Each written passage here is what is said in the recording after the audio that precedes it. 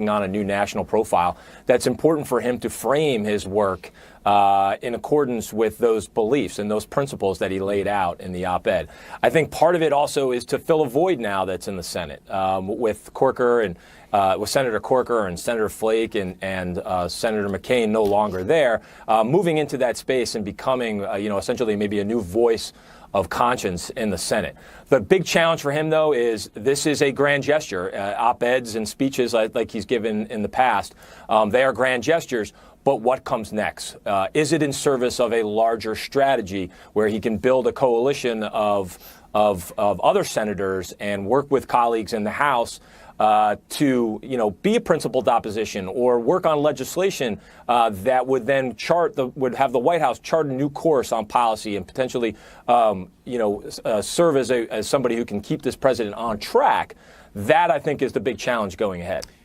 And he tried to frame it, David Gregory, in a specific way. He said, "I do not intend to comment on every tweet or fault, but I will speak out against significant statements or actions that are divisive, racist, sexist, anti-immigrant, dishonest, or destructive to democratic institutions." He's trying to say he's not going to talk about it every day, but he lists dishonesty there, among other things. And we know the Washington Post fact checkers know the president's lying, sometimes 15 times a day. If he's only going to comment on those, it's a full-time job. It is a full-time job, and he is also going to incur the wrath of President Trump any moment now, who will not obviously shy away from hitting back hard and often. And Mitt Romney, as an incoming senator, is not just taking on President Trump. He's going to take on his most stalwart defenders on Fox News, for example. So he's going to occupy this space very quickly. People will look to him to do that. He's got a different profile than other senators do. But who stands with him? And where's the leadership? We've said so often on this program, calling out Republican leaders who say they stand for certain things, but who don't stage any kind of intervention, as Charlie Dent says, against the president, largely because they feel they can't do it politically, that they don't have the strength. The president has a lot of political weakness, and 2019 is going to be a lot like 2020. We're going to be diagnosing the political climate in the country and looking ahead to a presidential race in 2020. If the president is sufficiently weak, you may see more Republicans stand up and say, we're going to call him out, we're going to issue our own statement of principles as a party and join Romney. But I feel like we're a ways away from that just yet. But Charlie, I don't even know what stage an intervention means in this case. He is who he is. What do you want Republicans to do with President Trump and an intervention? Well, I think somebody has to march down Pennsylvania Avenue, presumably Republican leaders and maybe a couple members of the family and senior staff, and say this is an unsustainable situation. It cannot continue this way. The insulting of allies, the constant name-calling, the unpresidential behavior, just the way he negotiates. I mean, he can't, nobody can speak on his behalf. It's difficult to negotiate with him because you just don't know where he's going to come down on a given issue. I mean, I think that this kind of conversation has to happen. I don't know if it'll change anything, but somebody needs to get in his face about it, and maybe, more than one person. And I think that would be helpful. Now, will it change anything? I don't know. We've never dealt with a president this mercurial and this out of control, as far as I'm concerned. It's interesting, and it's a backdrop now for what will happen in the new Washington where Democrats take charge of the House tomorrow. And Kevin, the president has invited congressional leaders to come to the White House today for this meeting to try to reopen the government. He says he wants to make a deal. Our reporting is that Democratic leaders believe it's a stunt. I'm very curious about what we're going to see today. The president's had days holed up in the White House all alone to prepare for this. Has he got some script he's going to unload, some public performance, more rehearsed perhaps than the one a couple weeks ago when he said he would own the shutdown? What would he want to get out of this? Well, I think, first of all, if there's one guarantee, it's going to be that he's going to take a couple shots at Mitt Romney. I think the bait will be too easy to avoid on that one. But I don't expect that there is any new conciliatory gesture on behalf of the president or any new offer that is going to really move anything in a new direction as it relates to trying to find an end to the shutdown. It seems that the White House and the president have painted themselves into a corner, and they don't know how to get out of it. I don't yet see an off-ramp that would allow the president to very definitively declare victory here and start to move towards a legislative bargain on this. So I expect that we'll see is a little bit of fireworks out of it instead. David, I also want you to comment on this. We keep using the term the president's border wall, but I mean, that's just shorthand for we don't know what he's talking about, because he has been so all over the map in terms of what his own definition of a border wall is. So he started with 1,000 miles, 1,000 miles of a concrete 32-foot wall. That's where he started. Here is the montage of all of the different things, the ways he's described the wall. Listen to this.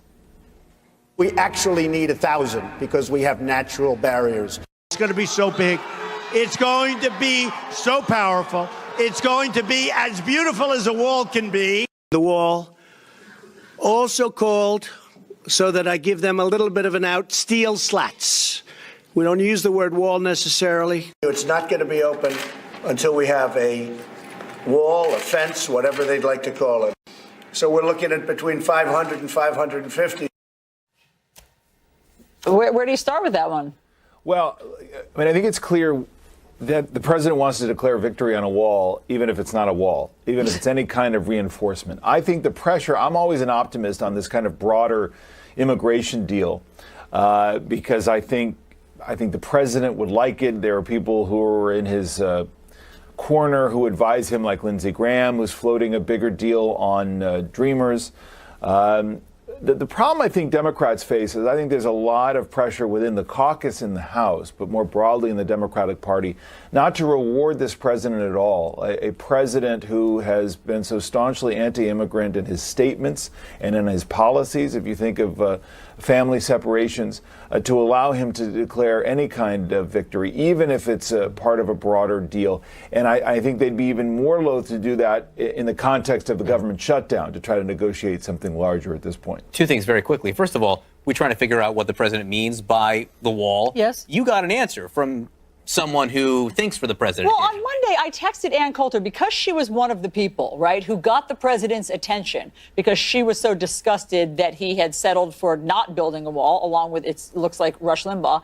So I said, can you define what it is that you're calling for so that we all are clear? And she said, exactly what Israel has, nothing less. Which is a 30-foot wall in some places, although it's a 5-foot or so wall in other places, which is interesting. I thought that was really, clarifying for what the president is thinking. Yes, here. I mean, the problem is, as I've said, Israel is the size of New Jersey. Yes. So we already have that. If that's what Ann Coulter wants, we already have that amount of wall or fencing or border on our southern border. Charlie, while we have you, I want you to respond to what David Gregory just said moments ago, the idea that there is room for a larger immigration compromise. You've got the scars over the last several attempts at the larger immigration compromise, Congressman, and you know that it was largely members from within the Republican caucus who would not stand to give anything in terms of legal status for Dreamers or people who are undocumented in this country. John, there's an easy way out of this mess. Actually, what Nancy Pelosi has proposed for Thursday, passed a 6 appropriations bill and a continuing resolution on the Homeland bill until February, is a way out. That's the way out. And then between the time they enact this law and February 8th, they should get into a serious negotiation. If I were the Democrats, I would happily trade $5 billion for protection of the Dreamers, the TPS population, and maybe a Mueller protection bill. I think there should be a hard negotiation between the time the government reopens and the February 8th. That's how they should deal with this. And of course, nobody's talking about a 2,000-mile concrete barrier on the southern border, but border security, we could do a lot there. And I think the Democrats could actually cut a pretty good deal if they're smart about this. That's really interesting. I mean, obviously, we'll see if they want the president to not get a win. That today will be a good test of all of that. Gentlemen, thank you very much. A programming note, incoming Senator Mitt Romney will give his CNN breaking news. All right, the breaking news. Secretary of State Mike Pompeo spoke just moments ago. He's down in Brazil for the inauguration of the new president there, but he faced his first questions about the American detained in Russia accused of spying. Listen to what he said. With respect to Mr. Whelan, who's being held, we are hopeful within the next hours we will get consular access to see him. and get a chance to learn more. We've made clear to the Russians our expectation that we will learn more about the charges, come to understand what it is he's been accused of, and if the detention is not appropriate, we will demand his immediate return. All right, joining us now to discuss this and more, CNN Pentagon correspondent Barbara Starr and former Army commanding general in Europe in the 7th Army, retired Lieutenant General Mark Hertling. Barbara, to you, we just heard from Secretary of State Mike Pompeo saying we're hoping to get consular access in the next hour, which to me reads that they haven't had it yet, which is interesting in and of itself because he's been in custody for a few days now.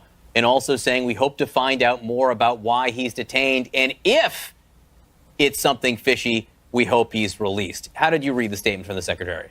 Well, I think there are potentially some Russian laws and regulations about when someone is detained, when they get access to their consular officials. People have been waiting for that clock to tick down, but now it is coming down to it. And the U.S. is going to make a very strong case that they want to see this person, this retired Marine American citizen. They have to do that. They cannot let the Russians simply take Americans off the street and not follow the rules. So expect to see a very strong push from the State Department to find out exactly what went on here. General, what is the protocol when an American is arrested and detained and accused of spying?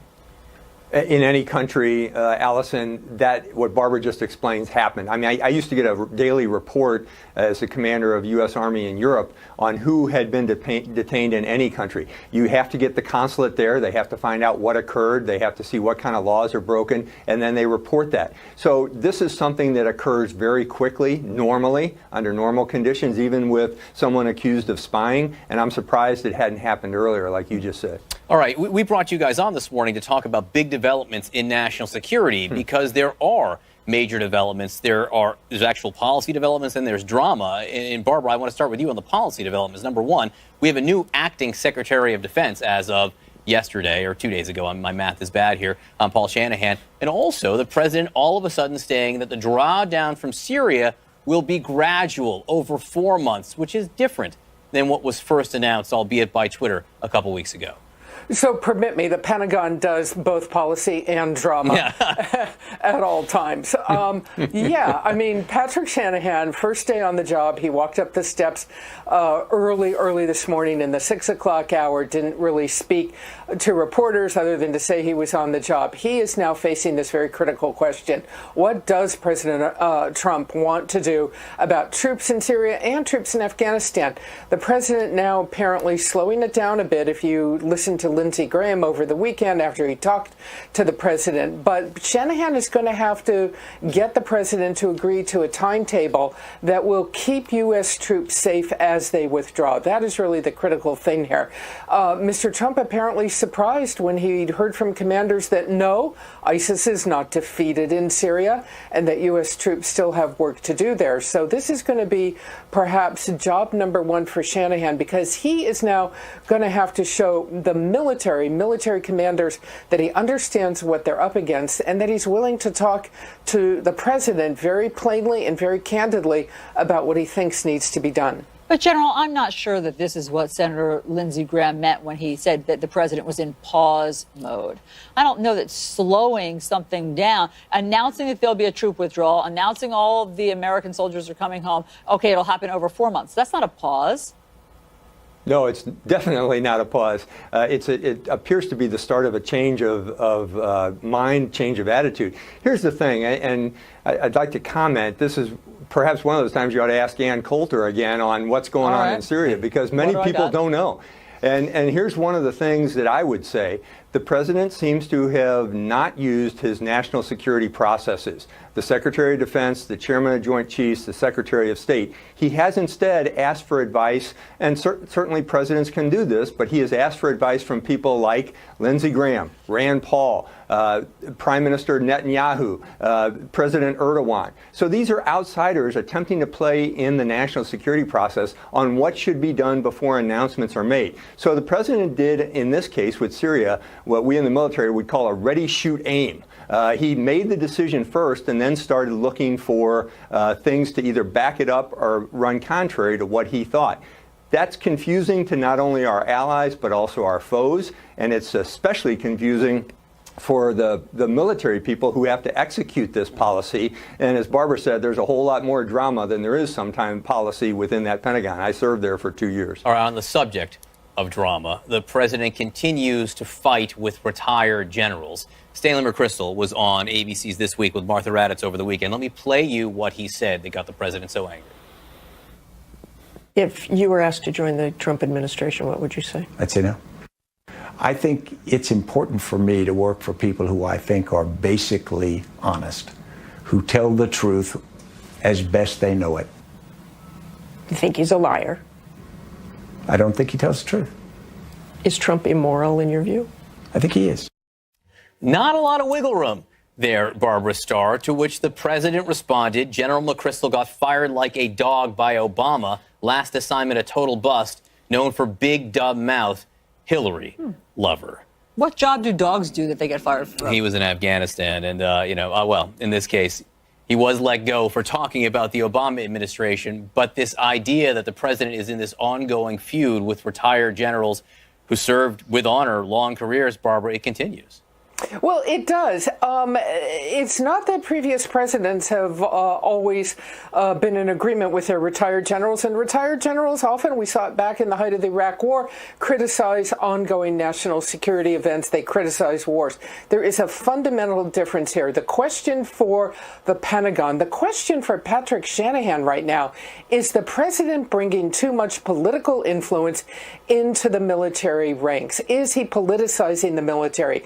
In this country, and General Hertling knows much more about this than anybody, in the United States military is to be not impacted by politics. It is not a political force. It is a force for the American people. And when you start seeing these political influences, the rhetoric, the red hats, the Make America Great Again hats, there are a lot of questions raised with top commanders, a lot of worry and concern that the Trump administration simply is bringing too much politics into the military ranks. General Admiral McRaven has come out in strong support of General McChrystal. McRaven led the Navy SEAL team, of course, that got Osama bin Laden. You've worked with these gentlemen. Your thoughts on this fight? Well, I'm going to add to what Barbara just said. You know, when Stan McChrystal was quote-unquote fired, he actually offered his resignation for something his staff did. Make that clear, it wasn't his words. But one of the things that was different is he was in uniform at the time. You don't contradict the serving president, the member of your chain of command. You stay quiet. If you have disagreements, you voice them in private. What he is doing now is answering questions as a private citizen. And again, another military term, BFO, blinding flash of the obvious. He said the president was untruthful and not very moral. Everyone knows that. That's been proven several times. So he was answering questions by Martha Raddatz that were actually true, and he's a private citizen saying it. But Barbara is also right. Those in the military are very concerned about politicization of the military. It's not what they do when they're in uniform. They obey the orders of their commanders, to include the commander-in-chief, and they do what they're supposed to do. Anytime you drive a wedge in there, just like you attempt to drive a wedge in the Justice Department or the intelligence community or anything else that is supposed to be apolitical, you have some problems. The military, I don't believe, will allow this to continue to happen, but there's a lot of discussion going on in the active ranks right now about these continual assaults on general officers, on the military, and doing these kinds of things. So make no mistake about it, it is being discussed in the active ranks about what is occurring with the president and how he's treating the military. General Hertling, Barbara Starr, thank you very much. All right, it happened again. Border Patrol agents using tear gas and pepper spray. The Border Patrol firing tear gas and pepper spray again against more than 100 migrants that had tried to breach the border fence in Tijuana. Border Patrol officials say some migrants threw rocks at agents, leading to this escalation. CNN's Leila Santiago is live in Mexico City with more. What have you learned, Leila? Alison, we've learned that CBP is now investigating this incident. So let's sort of rewind and talk about the sequence of events, what led up to this. According to CBP, Monday night into Tuesday morning, more than 100 migrants tried to cross into the U.S. right there in San Diego. There are reports and images of teenagers, even infants, crossing over. But at some point in that moment, rocks were thrown, according to CBP, and that is when they say they had to disperse smoke, tear gas, pepper spray, and the way they see it, they were just doing their jobs. 25 people were taken into custody by U.S. officials. Where they are right now, no word on that, but some folks actually also turned around and stayed on the Mexico side. Now, this is very similar, as you pointed out, to what we saw about a month ago when members of the caravan approached the U.S. border, and CBP said again that rocks had been thrown. That's why they dispersed tear gas. But, you know, immigration advocates will tell you this is a result of the Trump administration's policy, the asylum seekers being turned away from the port of entries when they try to go in to say, I'm here to seek asylum, fleeing poverty and violence. Even so, an HHS internal report from last year said that such a practice would encourage illegal immigration. So immigration advocates are now pointing to this incident as yet another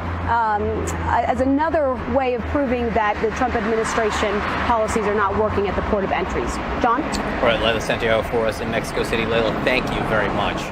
The mother of a 7-year-old girl killed in a drive-by shooting in the Houston area over the weekend is demanding answers. LaPortia Washington tells CNN's Pamela Brown she still can't believe her daughter Jasmine has been taken away. Every time I wake up, I want it to be a dream. That it was a mother, a black mother, with 4 beautiful children, girls in this car. If something did happen when you fired that first shot and you seen my kids in that car, you should have stopped. You should have stopped. You took my baby from me and you have no care in the world. And I just wish you would turn yourself in. Be a man about it and turn yourself in. That's heartbreaking. Washington and her 4 daughters were making a coffee run at the time of the shooting. Authorities have yet to pinpoint a motive. They're asking the public's help in finding the suspect. He's described as a bearded white man in his 40s driving a red pickup truck.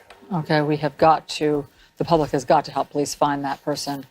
At least 6 passengers aboard a Frontier flight became very sick, and now several water fountains are shut down at Cleveland Hopkins International Airport. This was a flight to Tampa from Cleveland.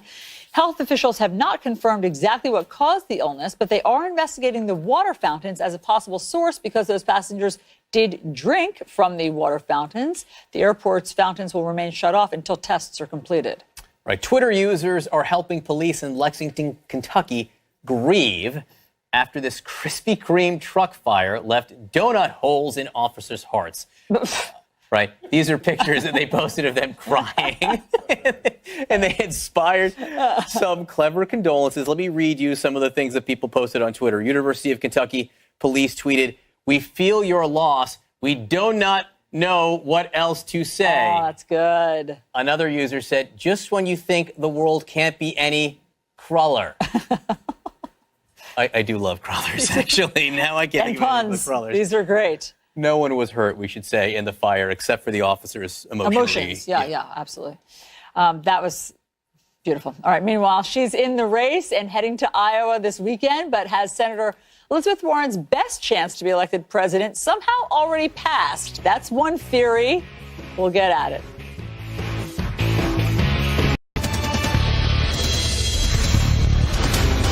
Massachusetts Senator Elizabeth Warren is heading to Iowa this weekend after announcing that she formed a 2020 exploratory committee. But what about her timing? Some pundits think it could be a couple of years late. Joining us now is national political reporter for The Washington Post, Andy Lidsky, and former director of communications outreach for Hillary Clinton's 2016 campaign, Jess McIntosh. Ladies, great to have you here. First of all, how rude is it that right after she forms the exploratory committee, there's already pundits like, well, too late. She's missed her opportunity. She's been in, the race for all of 24 hours. But despite that, Annie, I am going to pose this question to you about timing. You've covered her for so many years. There did seem to be a real hunger for her 2 years ago in 2016. There were so many people talking about her. Do you still sense that today? I think that has changed a little bit. I think there's some truth to that. I mean, you look back to 2015 and the run up to the 2016 election, and there was this, organizations, ready for Warren that was really pushing her to run. And when she spoke, sometimes in her speeches, people would sort of interrupt her and shout, "Run for president, Elizabeth." And that sort of enthusiasm has, we haven't detected it as much yet. But I will say it's very hard, to run for president. And in speaking with her about this very question, I just don't think she was ready, And why not? I mean, why wasn't she ready in 2016? She has a very deep policy knowledge on economic and domestic issues. But one of the major pieces that was missing, I mean, she was a Harvard law professor for years, was foreign policy. And that's just one area that she had to sort of go and dig a little deeper on. And she got herself on the Foreign Affairs, the Armed Services Committee, and quite frankly has been to more war zones than Donald Trump has at this point. So she had to, get herself ready for it. And I just don't think that mentally she was there. And now she is. And it's a grueling process to go through. So you have to, your head's got to be in it. Just as someone who supported Hillary Clinton, what do you think of Elizabeth Warren's timing? I think that she's just fine running now. I think that there are multiple paths. For somebody who could actually make a good president, there is probably not just one path to get there. And I think Elizabeth Warren has done an excellent job over the last couple of years of really solidifying a base across the country who are there for those all-important small dollar donations. If we're going to have a field of 30 people, grassroots fundraising is going to matter a lot. Having real support on the ground in all 50 states is going to matter a lot. And I think she had to do a lot of campaigning. She knows she needs to be in Iowa now. She knows she needs to start talking to those voters. She hasn't done that same kind of retail politicking, that really kind of more transparent building for a presidential run that some of the other candidates have. So she's going to do it. But I mean, as someone who was in Hillary Clinton's camp, did you feel that she was not running in 2016 out of some deference to Hillary Clinton at that time? I think if Elizabeth Warren had wanted to run for president in 2016, she would have. I think that there was a little bit of a sexist positioning of Elizabeth Warren as the woman who was not Hillary Clinton. You heard a lot of, I would be happy to vote for a woman president, just not Hillary Clinton. If Elizabeth Warren was in the race, that would be a different story. Well, it's 2018 now, it's 2019 now, and Elizabeth Warren is in the race, and I want to know if that tune has changed. In the very beginning of this, as we just start to see women candidates come through, I just want to be very, very cautious that we don't fall into that sexist trap of talking about their likability exclusively. It is not about running for prom queen, it is about running for president, and we need to make sure that we are treating the women in this race in exactly the same way that we're treating the men. Annie, do you think that Elizabeth Warren's release of her DNA test that proved that she was a fraction Native American, do you think that helped or hurt her chances? Well, I think, it would have been better if she had done that DNA test last year rather than this year. It's better that she does it this year than next year. She was going to have to do this DNA test. People forget. She was? I just want to challenge you on that. Yeah. You don't think that she could have said, I'm not going to humor Donald Trump's, I don't. She was not. It wasn't Donald Trump. I mean, she was being asked this question by every single Sunday show host. I mean, every single one. Every event she was at, people were asking her about it. I mean, I remember, random little events where a person from, Weymouth would walk up and say, hey, there's this new thing, there's a DNA test, why don't you just do it? I mean, it was it was constant, and the calculation she made was like, I don't want to be asked this question all the time. I'll do it, I'll put it out there, and that's it. And, you can argue that this wasn't the greatest way for her to introduce herself to a lot of people, but her calculation was she was just going to have to do it. And I don't disagree with that. What do you think? I mean, she took the bait. It's for some people believe. Sure. I think especially after 2016, every Democrat running should be very cautious about allowing something that is not the main story to become the main story.